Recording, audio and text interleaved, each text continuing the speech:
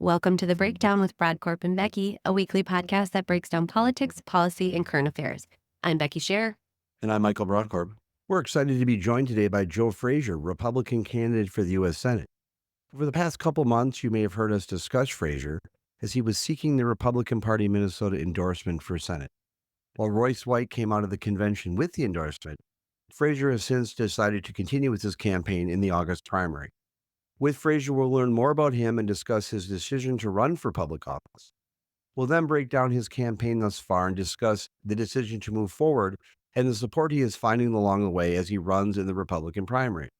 We'll end the show by breaking down the recent presidential poll in Minnesota. Thank you for joining us, and we hope you enjoy this show.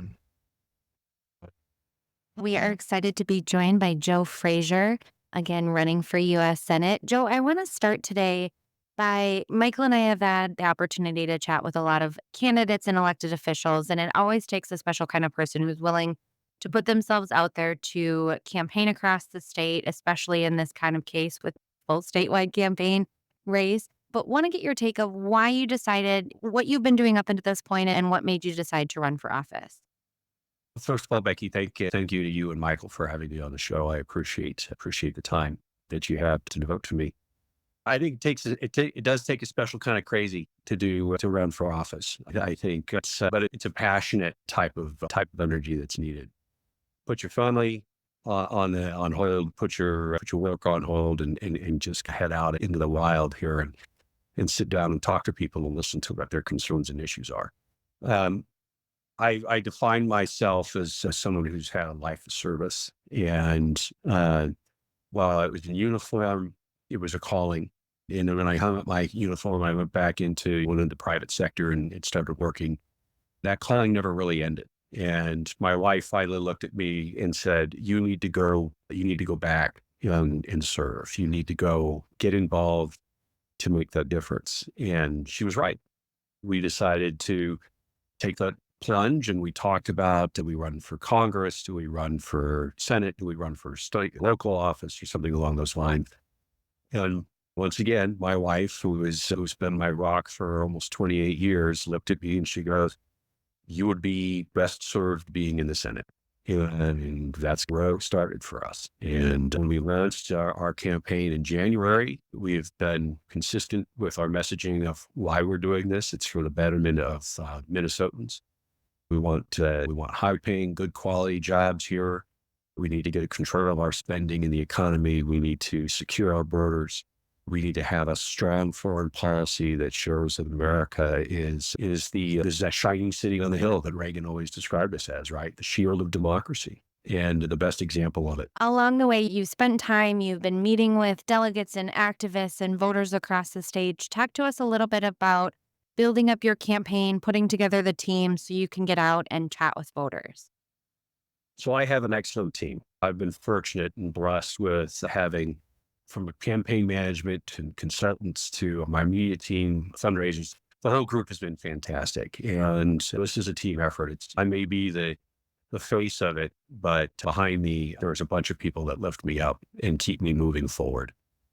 And that enables me to have the opportunities to identify what BPOUs I can go to, what caucuses I can attend, whether it's a Zoom call or whatnot. And our approach has always been, we had to get out into the state and see as many people as we possibly could, to meet as many delegates as we could, to meet as many just average regular Joes that are out there, and to hear their problems, to listen to the concerns. And that's truly, I think, what we're missing in many cases from career politicians, such as Amy, that she spends most of her time in the Twin Cities. When she's home, she'll make a grand to do when she heads out into the country, like it's some special, like the Pope is coming to visit you. But I look at it as it's my responsibility to be out there and do that, to connect and to learn. Talk a bit about where the race is today. You are running in the primary, and Becky and I have staked out the position that there needed to be a multi-candidate field in the primary. Talk about the message right now in the primary, and then if you're successful through that process, your reward is you're up against Amy Klobuchar. And one thing I want to get your perspective on, I worked on Mark Kennedy's race when Senator Klobuchar first ran for the United States Senate, and she ran in 2006, she ran in 2012, she ran in 2018. And you look historically, those are good years. And you obviously don't want to take anything away from the electoral success and brand that she's built. But one thing I think is interesting about this election cycle is the environment is different. And so talk a little bit about the primary and how you message in that. And then the general, what type of environment do you think is going to be there for Republicans to be talking about it? And what type of challenges do you think the Democrats like Senator Klobuchar may have running in this type of environment? So the first part is for the Republican primary piece. I think our message is it's been consistent from the beginning. It is that we want somebody that has experience. I may not have been an elected official before, but I understand and have worked in the halls of the bureaucracies in Washington, D.C. Believe me, it's not a place that I want to go back to, but it's a place that I feel is necessary to have me serve, to understand how our government works, to understand our processes, to understand the budgetary pieces behind what builds out our government. I have familiarity with that. I have familiarity with foreign policy. I have familiarity with national security. And being able to take that forward and take the 26 years of experience that I have and bring that forward in the public service that I haven't done, I think provides the right skill sets necessary to challenge Amy. And that's nothing against the previous candidates. But I am a cat that's a little bit of a different color just based off of the experiences that I've had. And I think that message will play well in the primary. I think when you look at Royce White, you couldn't have two polar opposite personalities. He's tall, I'm short, and you can go over the differences from there. I think when people look at his record, and it's a reason why Senators Boschwitz and Coleman and Governor Pawlenty endorsed me today. They look at what is the content and the quality of the candidate and what skill sets they bring and who can bring the best fight to Washington, D.C. and in beating Amy in the process. And I think that will help us in the primary. I think that will also help us in the fall. You bring up 2006 is a great example. That was George Bush's second term of the bloodletting from the Republican Party. And in 2012 and 2018, you had Obama at the height of his game, so a popular president, and the economy was going well. And then in 18, when she ran again, they had Trump in his midterm. Those have played out well for Amy. This year, though, it is different. She's 38% last poll, not as popular as the least popular she's ever been. Her failed presidential bid is mixed in there, and that highlighted a lot of negatives about her performance. When she ran in 2006, she was championing lower medical and lower college costs and lower cost of living. And oh, by the way, in her time, she's tripled the national debt. Things when you start looking at it going, yeah, you love to come across as being a bipartisan person, but you're killing us on the big issues. And she's always voted hard left when it comes to the issues that matter, like the budget deficit, like education, border security, jobs. And when I talk about jobs here in Minnesota, I'm thinking mining opportunities up on the range. She's been quiet on that. She's on those big issues. She just sits on the bench, and she sat on the bench for the budgetary issues and the border issues. And she sat on the bench for what's going on in the Middle East. I want to come back to chatting a little bit more about the differences between you and Senator Klobuchar and some of her shortcomings. But I don't want to gloss over something you just snuck in there. I think it's really exciting. Just right before we were taping this podcast, I saw the endorsements from Senator Norm Coleman, Senator Rudy Boschwitz, and Governor Tim Pawlenty. Really incredible, respected Republican leaders that Minnesota has had the honor of representing us. Talk us a little through how those conversations came to be and what you've heard from these men who decided to come out and support you in your campaign. It's funny. Go back to my team and go back to the organization that I'm surrounded by. They've given me great counsel. And along the way, whether you're talking to the National Republican Senatorial Committee, you're talking to key people here in the state, they're like, have you talked to Rudy yet? Have you talked to Nora? You know, have you talked to Tim? And it's like, yep, we're working on it. And along the way, I was able to connect with all three of those gentlemen, and we would talk briefly. And then really done the endorsement process because we were planning on moving forward, come out of the convention with an endorsement and start bringing people together. And we still happen to be able to do that. And I think now we have a better opportunity to unite the party and unite people behind me, in the candidacy. But they've been phenomenal, great support, good insight, very positive. And having them on the team is really hopefully will be the boost that we're all looking for. Did they give you any advice of things to do along the way, or are they going to be counsel, maybe able to help you out when things pop up? Again, some really good respected folks. So I'm happy to have them in your corner and hopeful that they are able to help you inch towards that finish line and maybe be successful here. Yeah, of course at least they'll answer the call, right? If I have a question, they'll answer the phone. They will go to voicemail. Okay. But yeah, they provided counsel. I believe that going forward, if we have a question or an issue that comes up, they'll answer the call and provide that insight support. I don't think this is not a one and done with them. We'll see them across the board here, I think, in the next couple of months, just as their schedules are available and their willingness to participate in things. I was very excited about it when I saw it on social media. I thought it was fantastic. First and foremost, I think it's where Republicans need to be in this state. Number one, I think it's where Republicans need to be. And Joe, this is the first opportunity I've had to talk with you directly, and I've seen some of your interviews. But Becky and I, again, have staked out the claim that Republicans need to have some options in the primary. I worked on Boschwitz's 96 campaign. I worked on Coleman's 98 campaign. And I was helpful at the party with Pawlenty when I was in 2002 and through his reelections.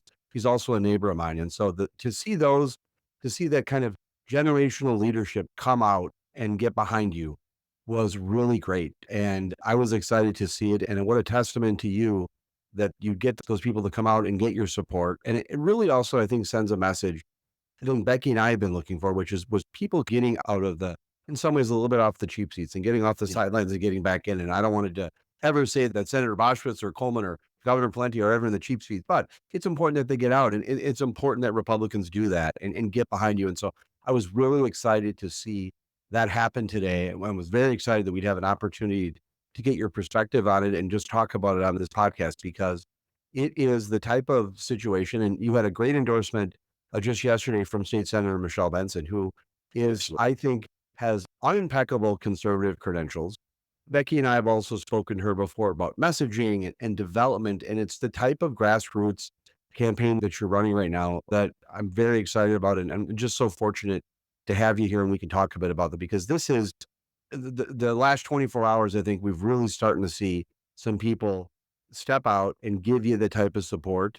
Aside from, and you're probably seeing it every day, but to an amateur like me who's gauging stuff on social media, it was great to see it, and congratulations to you and your team. Very well deserved. Thank you. And it is a team effort. And you're right. We want to unify the party. These are not the last endorsements that we'll have coming out. We're still working on more. I think like that we want to unify the party. We know that we're not always going to agree on things, but we know that we have to work together if we want to be successful in the state and nationally. I think this is a great year for us from a party perspective. If you look across the ballots, we've got a great opportunity in CD3 with Tad Jude. We've got a great opportunity in CD2. We've got obviously our delegation across in 1, 6, 7, and 8. So I think there's some great opportunity. They're obviously been fantastic in their efforts in serving the state. And I think we will be able to win back the House and to pick up that Senate seat, maybe 2 Senate seats in the special elections. It just all depends on who's at the top of the ticket for the state. And if it's not me, that's going to hurt us down ballot. My third opinion in that, because the Democrats are going to hang every single Republican candidate in the state with Royce White's, his actions and his behavior. And that's going to hurt in state. And I believe it'll hurt President Trump as well. I believe That's the case. I think you're absolutely correct. You're up against Klobuchar, and that's who your opponent is. My take is that your campaign is probably the most substantive that's occurred since she first ran. But in that time, she's been reelected a couple times and she's ran for president. Talk about what it's like in the battle that you're going to have against Senator Klobuchar, and the issues that you think are that draw the most contrast, particularly in a year, it's a presidential year. And I think something unique is happening here, which is another poll has come out that shows that this is a toss up state. So Minnesota's going to get a lot of attention. And there's going to be, I think, more of an opportunity, I think, for split tickets. And I don't think people are going to be necessarily lockstep, but talk about some of that contrast that you could offer with Senator Klobuchar. And I think, Becky, please disagree with me, but I think it's the first real contest she's had since 2006. And let me just be very clear, she beat Kennedy's operation, which I was on, like a rented drum. I think this is going to be a real exciting time for Republicans.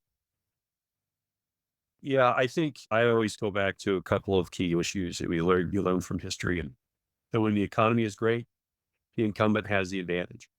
When the economy is not so great, it's fair game. And Amy's had the benefit of having good economies. Or even back when she won in 2006, that was a political year with the Iraq War. 3 years into Iraqi freedom, and I was in Washington, D.C., stationed at the Pentagon at the time. I wanted to acknowledge, thank you for your service. I've never worn our nation's uniform, and Becky and I always want to acknowledge it. And just want to say that at the onset, just thanks again for your service. I appreciate that. It's humbling every time somebody says that, and it's just what I did, right? My wife was the same way. We met in the Navy, and we always get a little bit uncomfortable when it comes, oh, thank you for your service. We loved it. It was easy for us to serve. But it was 2006, you saw that in the politics, and Iraq wasn't going as well. And you had some really bad strategic decisions that were made there. And I think that really empowered the Democrats to do what they did in 2006 and ended up with Secretary Roosevelt resigning. And in 2012, great economy, good president, the numbers, Obama was popular.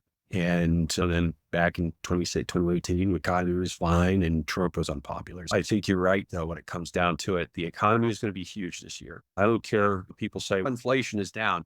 That just means it's not going up as much as it was, but it doesn't mean the price of eggs is going back to what it was 4 years ago.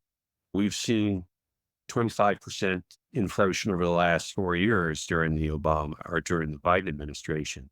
Klobuchar hasn't done much to help advocate for policies that would help the average Minnesotan pay their bills. We've seen energy costs skyrocket, and that's as a result of Biden's really bad energy policies. The first day he came in, he killed Keystone Pipeline, and that's an energy impact. And we've seen the energy costs impact things across the line.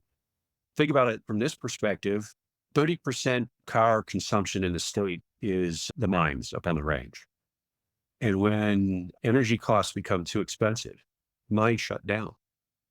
And that's what they're doing because they can't pay for their energy bills and turn a profit at the same time. And that impacts productivity. The trickle-down effects of that are huge. She's been quiet on that. Just domestically, you talk about the economy, you talk about inflation, you talk about energy costs, and then you talk about the border and our security situation. Because of what's going on down south, we're losing resources up north. And now, as a result, we're seeing an increase in illegal foot traffic and drug trafficking activity on the northern border. Where is she on that issue? She's been quiet. I think when you look at just the core fundamental issues that impact Minnesotans directly, she's going to have to answer to it. And she doesn't have a good answer, in my opinion. I completely agree. I think that's messaging is something we talk a lot about, and reminding voters of the last 2, 4, 6, 10 years under somebody like Amy Klobuchar is certainly something we need to remind the voters of. When we look at the Minnesota landscape, I think we can look at what we need to talk to when we're in Minneapolis and St. Paul, and what we need to talk about when we're in greater Minnesota, up on the mines, Iron Range, that area. One area that we've had many conversations over the last couple of years here are the suburbs. This is something that we've seen swing back and forth, and unfortunately lately lean a little bit more towards the left. But I'm a suburban mom myself. And I think women in the suburbs are a place where Republicans definitely need to work to move that needle. And a lot of the items you talked about, especially when it comes to the economy and fiscal responsibility, I think is something that does move the needle with women in the suburbs and just suburban voters in general. But what are some of the things, if as you're campaigning around and in the suburbs, what are some of the things you are hoping to relay or talk about or hear from suburban voters about? So I live in the suburbs too. And fortunately, I have a suburban woman who will tell me their opinion 24 hours a day. And I think when you look at a lot of a lot of folks in suburbs, especially, I'm not sure where you're at, but I'm in Hennepin County. And so a lot of my neighbors are irritated, I think I'll put it mildly, about what's going on inside of Minneapolis. The fact that it's a sanctuary city, the fact that Minneapolis PD is now half the size it was 4 years ago. They can't hire and retain talent across the board that they need. And it's not to say that the cops aren't good.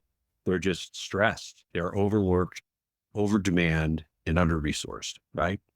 And as a result of these progressive, radical policies that go on in the cities, and as a direct result of that, as a taxpayer, I'm paying for all of that decay. I'm paying for that impact to the school system, to the health systems, public services, because of really just reckless and irresponsible policies. And it doesn't mean that I don't have compassion for immigrants in this country, but we have a process, we have laws. We need to follow those processes, improve them, and make sure that our laws are enforced. And when Minneapolis has just chosen to disregard those, it puts an economic impact on the suburb, in our case, in Hennepin County. And my neighbors are not really happy with that. They have no problem. Same thing. They want good schools. They want good roads. They want police to be able to be resourced to do their jobs, but they need sensible leadership that advocates for the enforcement of policies and laws that are going to be followed. And I'll use one case study just as a bird off of that. One of my neighbors is a lifelong Democrat, but he's a business owner. And you run across a lot of small business owners out in the suburbs, right? He's voting for me because he's getting ready to sell his business. And he's realizing just the economic impacts of the Democrats' policies and how that's really going to hurt his ability to profit from his life's work and use that money to turn around and start another business. He's a serial entrepreneur, and that'll impact jobs down the line. When you look at kind of the stuff that's going on, that's just from an economic perspective. Then you talk about the education system and the impact that it's going to have, that we see the bleeding of our tax resources to provide other services that shouldn't be done. Then you have compounding impact on our schools. And some suburbs are better than others when it comes to that. But especially the closer you get to the cities, the more challenging that gets for their education system and making sure that our children have a good, high quality education. John, one of your Republican opponents in the primary, Royce White, has said, taking, I think, your 26 years of service in the military and framed it up as you're an advocate for forever wars. I'd like to give you an opportunity to respond to the charge on forever wars and push back and give some context to, or at least answer it. I said this to Tom Hauser on when I was on that issue a little over a week ago. He uses that as a bumper sticker. And originally that bumper sticker, at least my understanding of how he originally pitched it, was supporting Ukraine and supporting Israel, their defense of freedom and liberties and their rights to exist. Last weekend, he confused, I think, a lot of people when he was talking about, I think the message he was trying to get across was the military industrial complex and how the cost of funding the Department of Defense is too much.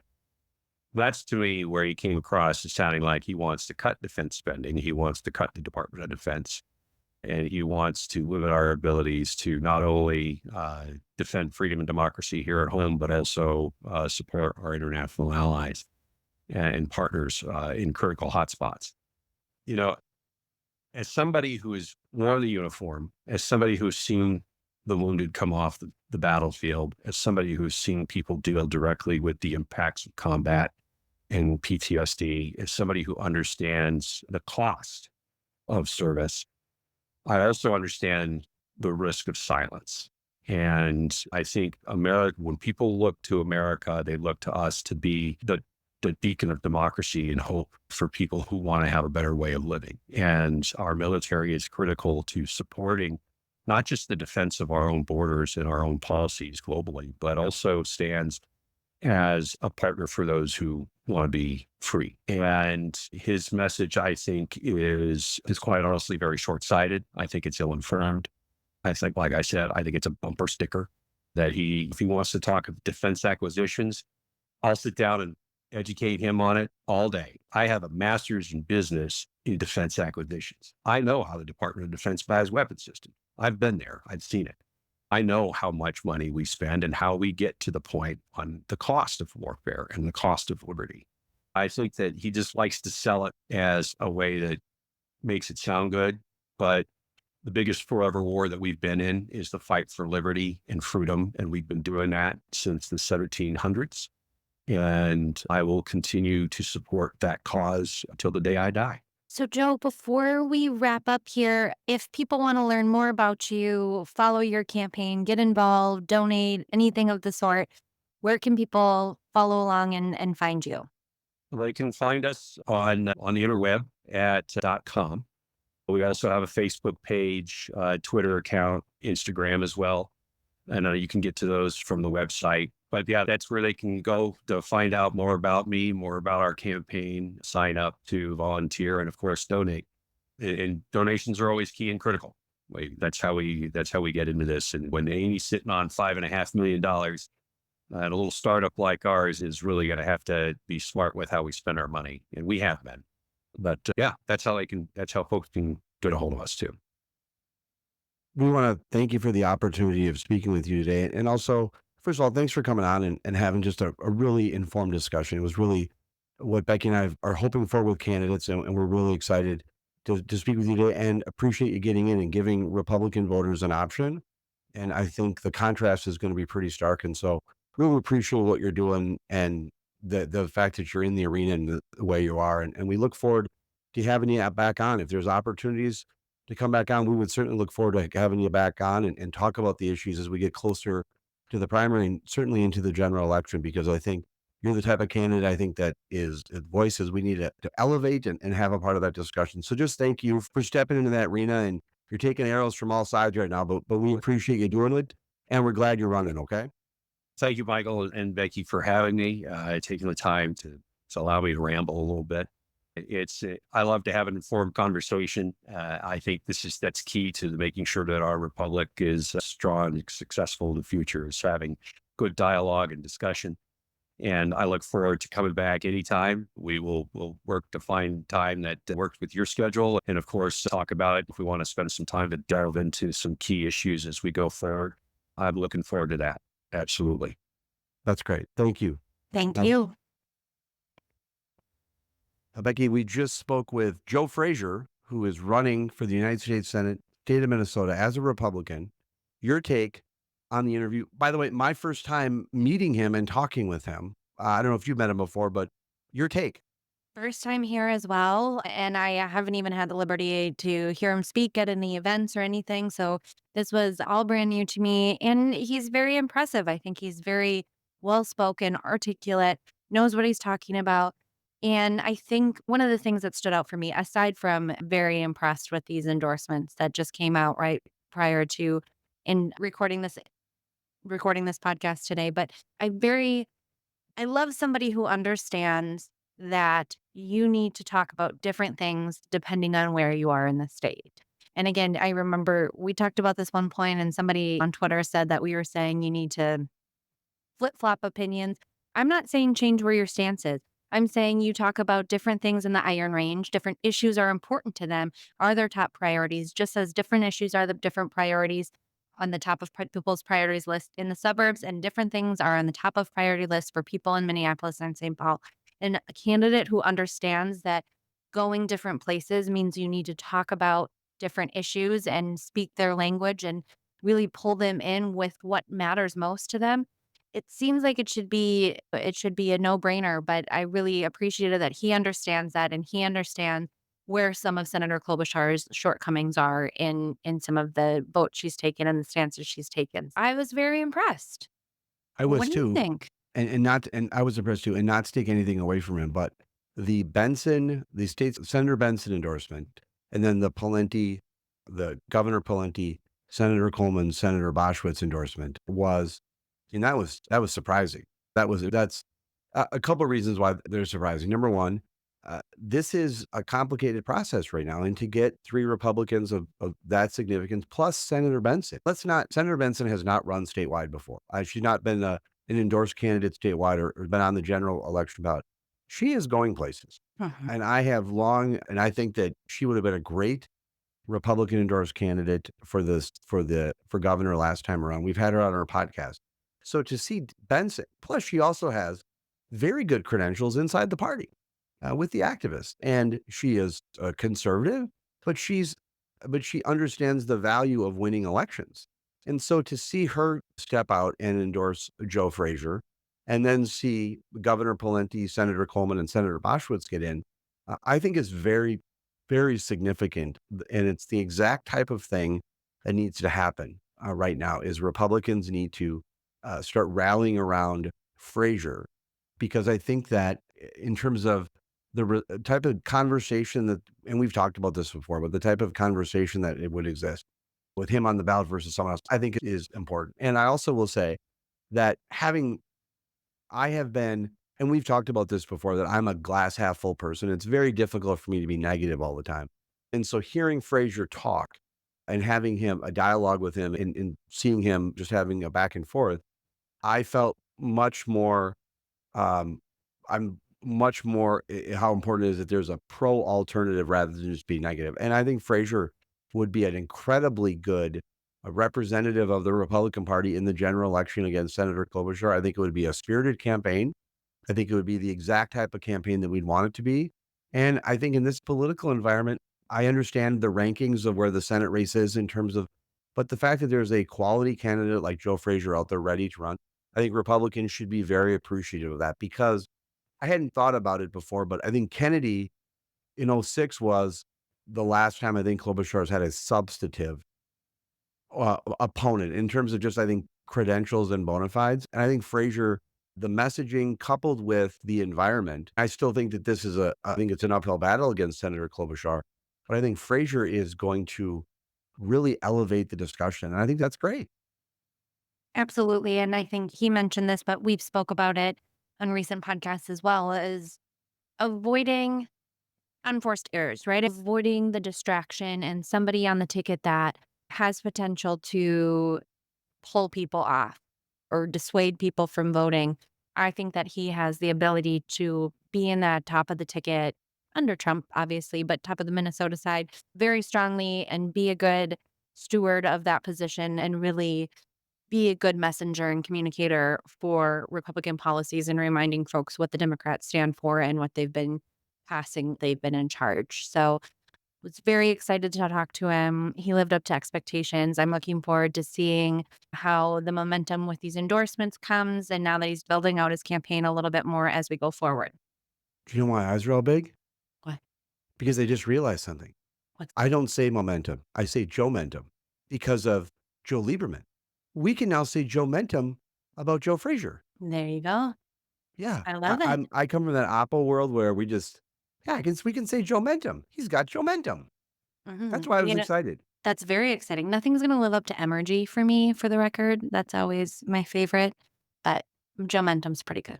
Emergy, yes. Okay, that's fine. We'll do Emergy and Emmer. When I was out in DC, and I was with my family, and I was walking through the halls of Congress, having just left Congressman Emmer's office, House Majority Whip Emmer's office. I said to my kids, uh, "That guy's going to run for governor someday in Minnesota, and that's going to be a good time." And so that's what we got to hold out for. But Frazier, I think we got Joe Mentum right now, and we got some Emergy yet to come. There you How go. about I that? love it. I'm All on right, board. let's pivot to the next subject, presidential poll. Yes, we are in poll season where we're going to see them pop out every once in a while. And here, Minnesota Star Tribune, NPR, and Kara Levin joined up for a poll. They took of voters June 3rd through the 5th. And let's just start with a couple numbers. Let's just start with the horse race here. So it has Biden at 45, Trump at 41, undecided at 7%, and RFK at 6%. seems right around that 4 mark that we've been seeing in polls lately, really close to the margin of error and about right. Any shock for you there? I am surprised that there's 7% undecided. That's Now, fair. as I've said to you before, I have didn't vote for Trump in 16 or 20. I'm not voting for him around this time around. But I know who I'm voting for, but I'm going to wait to say it until much later in the episode. I'm going to build out some excitement because for no one to care. But I'm surprised by the undecided 7% and RFK at 6. I think they're significant. I'm surprised by the 7% undecided because I'm legitimately surprised in a race between Biden and Trump, who is undecided. Who's waiting for more information in the Right. undecided race? Now, I could see some of those going to RFK at 6%. I'm certainly not undecided. I'm just not telling. But there's a difference between being undecided. And so I would really love to find someone who is seriously, I don't know if I'm going to vote Biden or Trump. That's the person. That should be our next show is to find, we should try to find 7% we should try to find someone to represent someone who's undecided between Trump and Biden. I Are you gotta undecided between Trump and Biden? kind of because I truly struggle with this, and we'll get into that maybe a little bit more of another day. But if I had a ballot in front of me right now, I don't know where I'd go. It just got interesting. I don't feel good about Biden or Trump, but I also don't love a non-Biden or Trump vote. I guess that's where I'm leaning is a non-Biden, non-Trump vote. Not that I'm going RFK. I would write in. I don't love a write-in. I'm really struggling with it. I'm really I struggling will with it just this say, year. just to help you out a bit about my choice, I am not voting for Biden. I am not voting for Trump, and I'm not voting for RFK. All But I know who right. I'm voting for. Okay. But Interesting. you're Well, apparently let's take undecided. Interesting. come for me that 7%. We'll chat more about that on a future episode. I do want to chat through a few other things from this poll. One of these, I expected the enthusiastic numbers to be a little bit more similar between these two men, and they are not. When we look at Biden, when folks were asked, how enthusiastic are you about your preferred presidential candidate this year? When it comes to Biden, only 31% were very excited. When it comes to Trump, 62% were very excited. Trump runs it out with 21% somewhat excited, and Biden gets 36 somewhat excited. So Biden rounds out at 67% somewhat and very excited, where Trump's at 83% somewhat and very excited. 28% came in not very excited about voting for Biden. Sounds like they are still voting for Biden. That's their preferred presidential candidate this year. But that is not shocking. I think the shocking thing is not that 28% of people are not very excited to vote for Biden.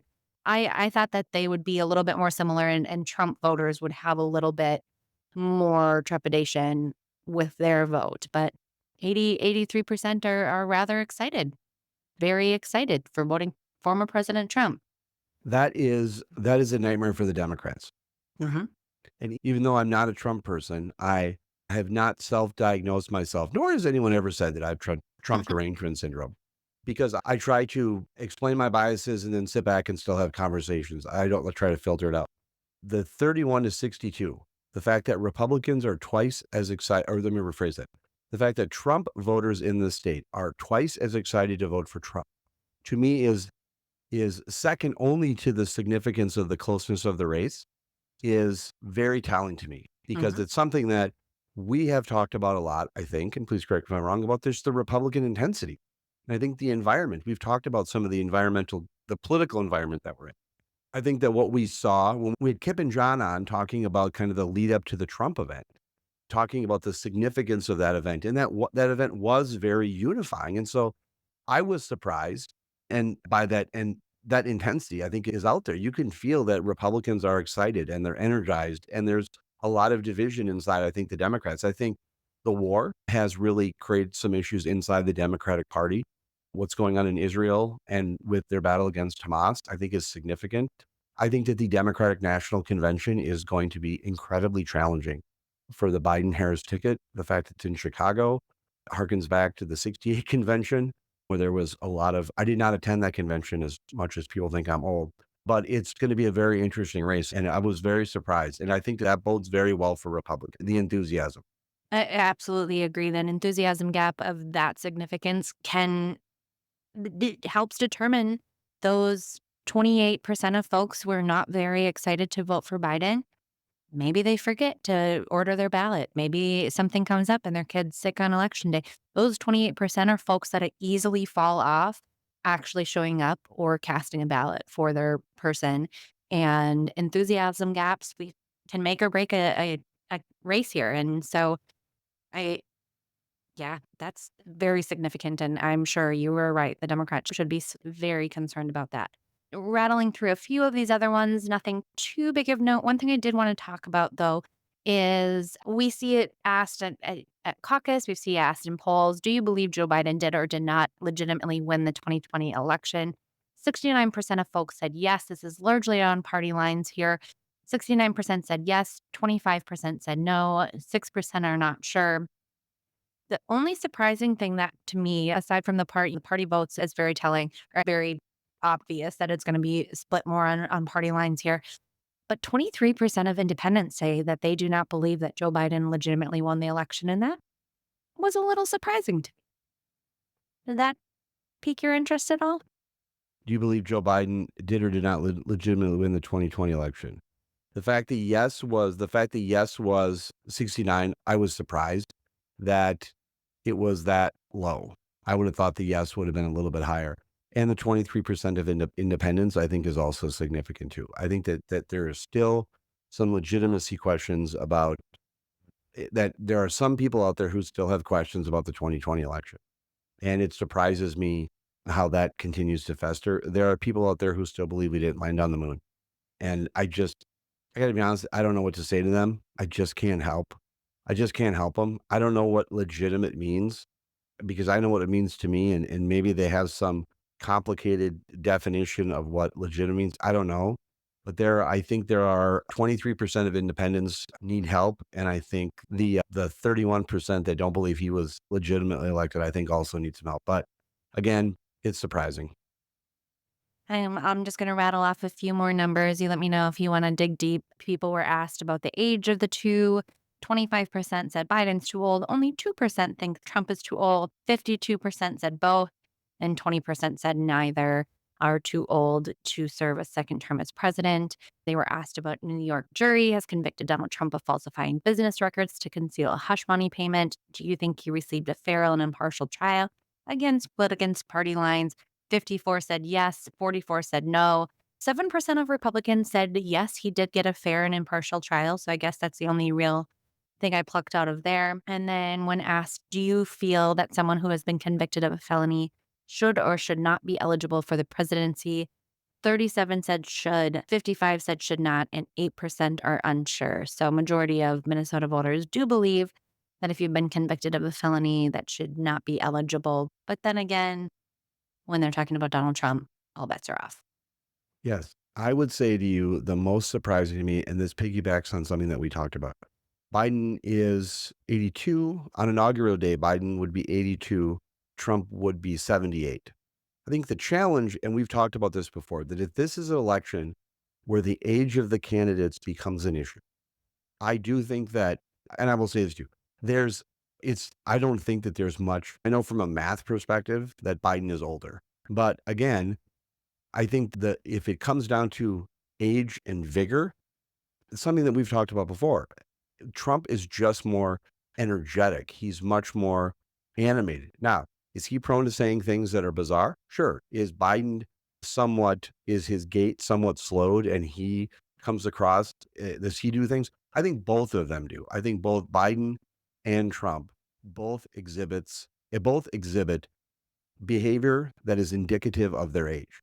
But I do think in a one-on-one contest in terms of where the candidates are at, I do think that Trump shows much more vigor and he's much more animated and active. We can disagree on what he's saying, but it's one of the things we talked about with the State of the Union is that Biden came out swinging. And so I'd be very curious in the debate when both of them are on the stage and you're looking at that because, again, they're not always together. And so when they're on the same stage, how does Biden keep up with I think, a very energized and aggressive Donald Trump, because on the age issue, something that we've discussed, I think we were both of the opinion, correct me if I'm wrong, that Trump was showing just a little bit more vigor. Is that fair to say? Absolutely. Okay. Completely agree. We were just a little over 2 weeks away from that first debate. So we'll be chatting about that more soon. Becky, this was a action-packed episode. Thank you for making time and for doing this week. Happy to. It was a good conversation. Thanks for lining up, Fraser. And we'll see how it all goes. We'll be back next week. Thanks, Becky. Bye. We want to thank you for listening to The Breakdown with Brodkorb and Becky. And before we go, show some love for your favorite podcast by leaving us a review on Apple Podcasts, Spotify, or on the platform where you listen. You can leave a review or give us a shout out on our website or across all social media platforms at BB Breakpod. The Breakdown with Brodkorb and Becky will return next week. Thank you again for listening.